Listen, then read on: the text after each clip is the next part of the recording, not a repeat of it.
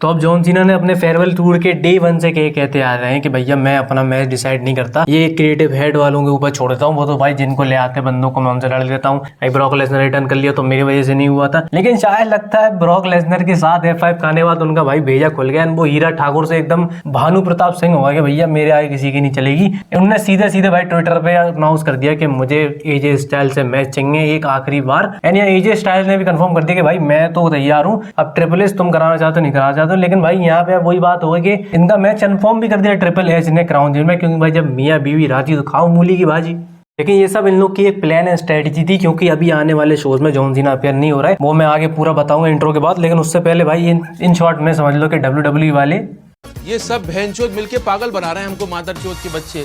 ये राइटर से ज्यादा मार्केटिंग पे खर्च कर रहे हैं, गांड फटी की।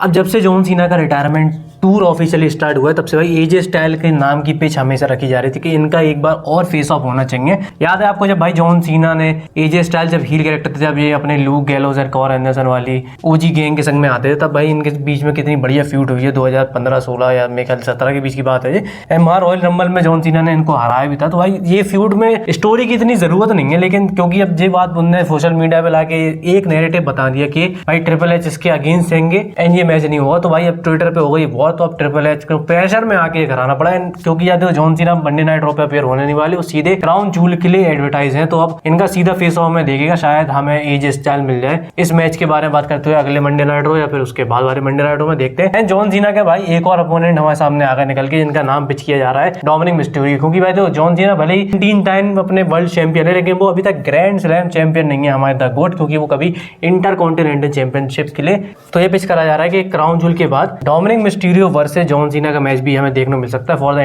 Inter continental championship. तो लेकिन यार मुझे मैच थोड़ा सेंस नहीं बना रहा, क्योंकि देखो क्राउन जूल के बाद सीधी बात है 4 अपीयरेंस बचेंगी जॉन सीना की। अब उन 4 अपीयरेंस में भी भाई उस बंदे को अगर एक चैंपियनशिप आप देके ग्रैंड स्लैम चैंपियन बना भी दे रहा है, तो फिर उसको वो टाइटल ड्रॉप भी करना पड़ेगा। तो मतलब कोई सेंस नहीं है। और अगर डोमिनिक मिस्टीरियो जॉन सीना को हरा देंगे तो यार फिर तो अलग ही हो जाएगा। तो देखते हैं भाई इसमें कैसे क्या करते हैं लोग। नेक्स्ट हम लोग बात कर लेते हैं भाई TNA टेक ओवर NXT। तो आज के NXT है भाई ओवा फेमी वर्सेस ट्रिक विलियम्स के भाई दोनों टाइटल वर्सेस टाइटल का मैच था। लेकिन यहाँ ये मैच डिस्क्वालीफाई से एंड हो गया, क्योंकि जो ट्रिक विलियम थे उन्होंने अपने अपकमिंग चैलेंजर को एक स्लैप मार दिया था, कमेंट्री पे आके बैठे थे। एंड यहाँ पे फिर इन लोगों के बीच में ब्रॉल हुई। एंड यहाँ भाई पूरा TNA का रोस्टर आया हुआ था भाई, ऐसे ऐसे नेम थे जो WWE में वर्क कर चुके हैं, उसके मैं लिस्ट आपको बताऊंगा। लेकिन भाई क्योंकि ये मैच डिस्क्वालिफिकेशन से एंड हो गया, यहाँ कोई विनर नहीं है, तो नो मर्सी में भाई ओवा फेमी डिफेंड करेंगे अपना NXT title against Ricky Saint. And अब भाई तुम्हें लिस्ट बता देता हूँ कि कौन कौन से फेमिलियर चेहरे आज आए थे।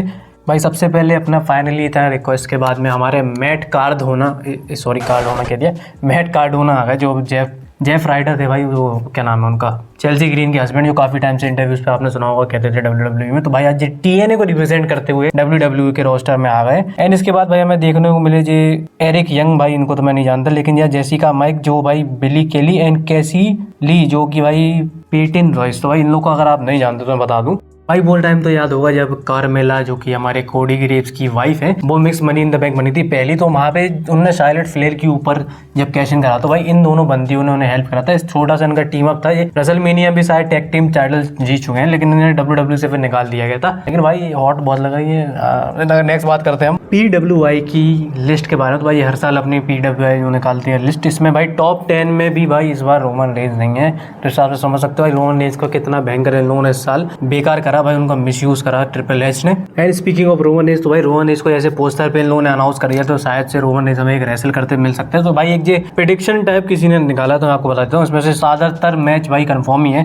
जैसे हमारा कोडी सेथ का एंड स्टेफनी जो जीतेगी नाया जैक्स या कोई भी उनका, AJ Styles and John Cena का। लेकिन यहाँ Roman Reigns and Bron Breakker का भी हो सकता है मैच। तो अगर यहाँ हो रहा तो अच्छी बात है, तो यार रेसलमेनिया में अगर ये कराएंगे तो फिर सेथ और रोमन का मैच मिक्स रह जाएगा यार वर्ल्ड हेवीवेट चैंपियनशिप के लिए। मैं चाहता हूँ कि रेसलमेनिया में सेथ डिफेंड करे रोमन्स के against. And Drew McIntyre and Randy Orton का ही मैच इसमें पिच कराया जा रहा है। एंड बाद में सबसे लास्ट में आएगा भाई Kabuki Warriors versus IYO Sky and Rhea Ripley. तो भाई IYO Sky and Rhea Ripley का मैच तो होना बनता है, क्योंकि इस बार क्राउन जूल है जो पर्थ ऑस्ट्रेलिया से हो रहा है। एंड भाई रिया रिप्ली पर्थ से एंड ऑस्ट्रेलिया से बिलोंग करती है।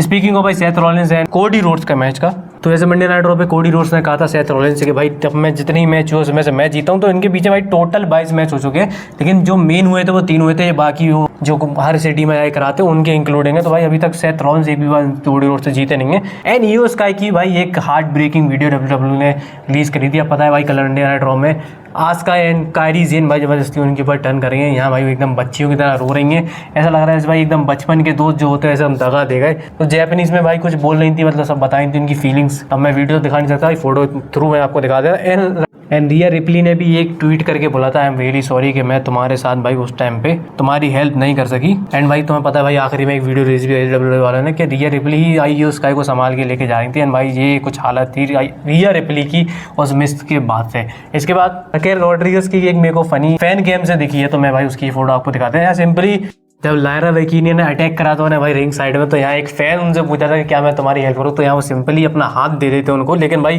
तब पता रखा रॉड्रिगस कितनी ह्यूज एंड हैवी सुपरस्टार है, तो भाई वो बंदा उन्हें नहीं उठा पाया। ना बात कर लेते हैं हमारी फाइनल स्टोरी के बारे में, जो कि होने वाला है भाई रसल मेनिया लास वेगस को लेके। तो भाई रसल मेनिया लास वेगस का WWE वाले ने एक पोस्टर रिलीज कर दिया। यहाँ पे भाई देख सकते हो ब्रॉक लेसनर अपीयर होंगे, ब्रॉक लेसनर मेंशन है यहाँ पे। एंड भाई कसम से कह रहा हूँ, आज से अगर 2-3 महीने कोई मुझसे कहता कि ब्रॉक लेसनर भाई रसलमेनिया में होंगे समरस्लैम रिटर्न से पहले, तो भाई मैं तो बिल्कुल नहीं मानता। एंड यहाँ रसलमेनिया की टिकट प्राइसेस भी हमें देखने को मिली, एक लिस्ट आई है। एंड ये भाई टिकट मतलब वही है जो वो एक मीम नहीं है ना कि चीज़ बढ़िया है लेकिन इसे एकदम असली वाले अमीर ही अफोर्ड कर सकते हो। भाई देख सकते हो तुम टिकट प्राइस, अपने तो भाई औकात के बाहर है, अपन तो वैसे ही नहीं देख पाएंगे इतनी महंगी चीज़। स्पीकिंग ऑफ रसलमेनिया, तो भाई ब्रॉक लेसनर का अपोनेंट कौन होने वाला है रसलमेनिया में, तो भाई इसका एक मस्क नाम के बंदे ने एक थोड़ा अच्छा सा पिच रखी है। तो भाई यहाँ पे सिंपली हिंट करा जा रहा है कि रसलमेनिया में ब्रॉन ब्रेकर होंगे ब्रॉक लेसनर के अपोनेंट। एंड भाई तुम जानते हो ब्रॉन ब्रेकर को अभी किस तरह वो दिखा रहे हैं, ब्रॉक लेसनर ही भाई एक बीस्ट है। एंड भाई क्योंकि ये दोनों इतने बड़े बड़े सुपरस्टार है भाई, हैवी हाई फ्लायर भी है थोड़े से, अगर इन दोनों का मैच हो रहा है तो भाई फिर अगेन मैं उस बात से खुशी हूँ कि अगर इन दोनों का मैच हो रहा है तो कम से कम रोमन एंड सेथ का वर्ल्ड चैंपियनशिप के लिए मैच होगा। Bron Breakker and Brock Lesnar फिर है बीस्ट, तो भाई इनका मैच देखने में मजा आएगा। बाकी भाई आप लोग बताना आपका क्या थॉट्स है। आज की वीडियो अच्छी लगी तो वैसे लाइक करो, शेयर करो, सब्सक्राइब करो चैनल को ऐसी डेल की WWE कंटेंट के लिए। एंड या हम मिलेंगे अगले वाले में। Till then take care, bye bye. खत्म, बाय बाय।